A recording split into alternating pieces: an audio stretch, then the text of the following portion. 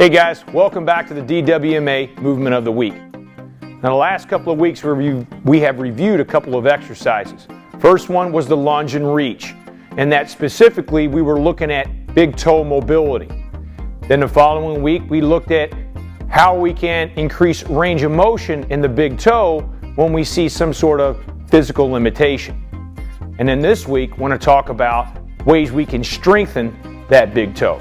So anytime that we talk about observing any sort of limitation in terms of range of motion in a particular joint and or joint segment, we also want to look at obviously increasing range of motion, but we certainly must always include increasing strength. So mobility, we must increase stability and strength in that joint at the same time. So let's go over that exercise now.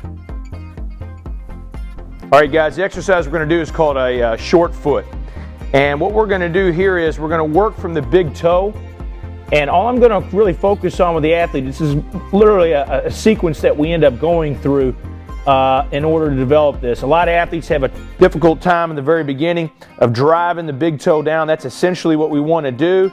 And when we drive that big toe down, we want to make sure that we're not knuckling the toes as we do this. We'll talk about that in just a second. So literally just having your athletes getting this position, make sure you have a slight bend in the knee. If you have a straight leg and you go through this sequence, you could irritate the meniscus of the knee. So make sure that that knee is bent. And here what we're going to do is we want to strengthen up this line right here in the big toe. We want to strengthen up the arch. And what we're going to do is simply, to start off, is just lift these toes up, just like so. We're not pressing down with that toe yet. We're just learning how to lift up. But you can see how that's affecting my footbed here in the arch just by lifting up there.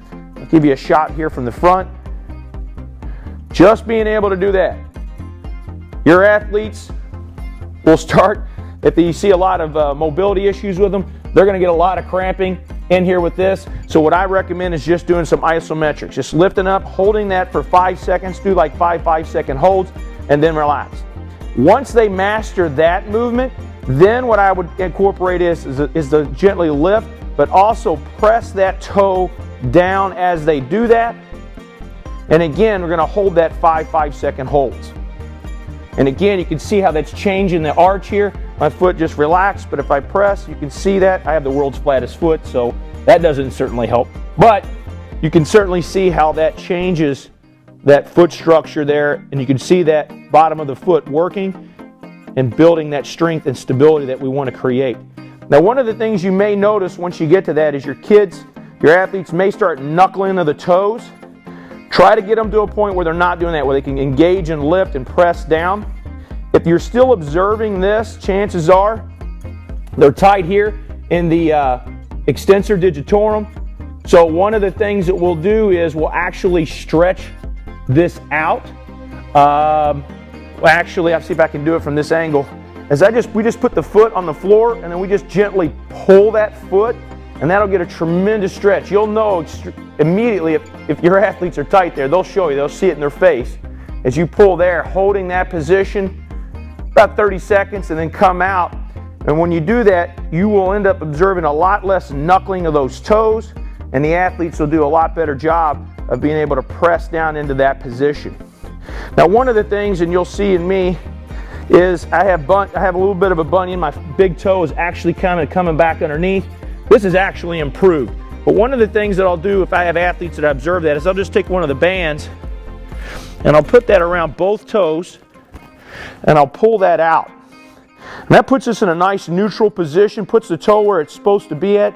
And then again, I'm going to lift up 5-second holds in this position. And as they get better at it, then we just have to worry about driving that toe down, holding that 5-second holds. Again, make sure you're not straight in the knees, slight bend here. You're really going to feel that. I can already feel that too, and I do these all the time.